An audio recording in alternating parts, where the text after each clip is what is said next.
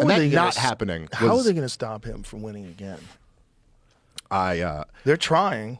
Oh yeah, well, that's what all these indictments are right now. The problem is it has the opposite effect on his base.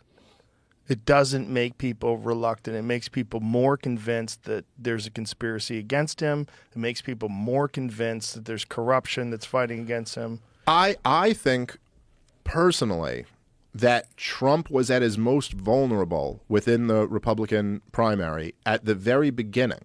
I thought for the first time to me, he seemed like he was very out of step with his own base.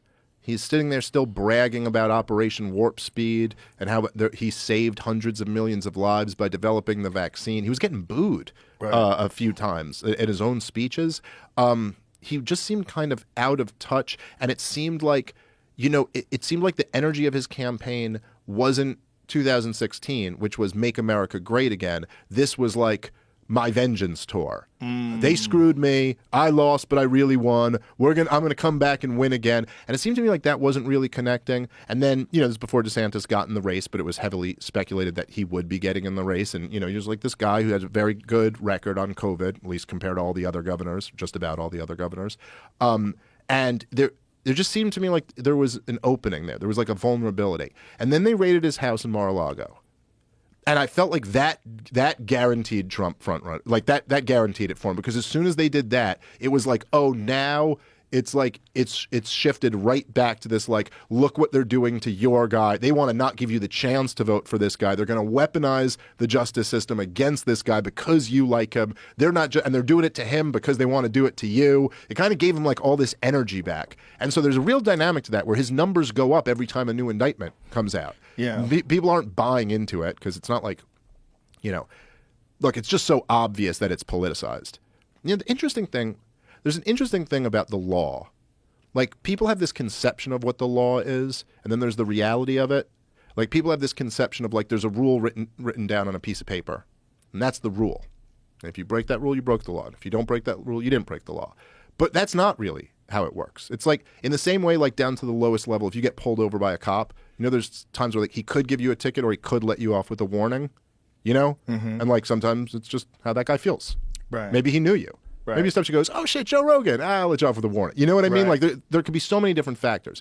Well, like just for example, okay, so James Clapper, he was the director of national intelligence. It was basically the head of the shadow government. That's the highest position in the deep state. You're the CIA answers to you. You oversee the CIA and the NSA and the FBI and all this stuff. And he lied to Congress very blatantly. Like, no question about it. He was asked point blank, is the NSA involved in any bulk data collection on American citizens? Said, no, we're not doing that. Then Ed Snowden came out and exposed that he clearly was. And he was the DNI. Like, he knew this, okay? He lied to Congress. Why isn't he arrested for it? It's like, because there's no political will to arrest that guy. He's of the deep state. He's one of the top guys. He's not getting arrested. Now, Michael Cohen lied to Congress. He got a month wrong when he was talking about a deal that he was working on for Trump. He said it happened in June, but it was really in January or something like that. He got charged with that, and because they wanted to put pressure on him to get him to flip on Donald Trump, which he did. So it's not like there are crimes that are committed all the time. There's just no political will. There's no desire to arrest that person. And I think the thing that's wild about this with Trump is that if you think of all the crimes that presidents have committed, the idea that this is what one of them is actually going to go down for is insane. Like, Bush instituted torture. You know what I mean? Obama murdered American citizens without charges. These guys lied us into wars. By the way, every war is illegal. The supreme law of the land is the Constitution, and it says only Congress can declare war. The last declared war was World War II. Every war since then has been an illegal war. Anyone could be arrested for this at any time. The legal defense is that they're military actions, not wars. So that thing in Vietnam? It probably smelled like a war to you, but no, not a war. Korea wasn't a war. Iraq wasn't a war. Afghanistan, Libya, Syria, Somalia, Yemen. None of those were wars.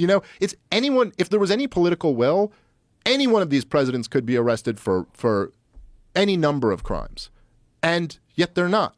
But yet Trump didn't give back the classified information quickly enough, even after they asked him. Oh, he's got to be indicted for that. Even though other presidents have done pretty much the same thing, no, he's got to be indicted for that. What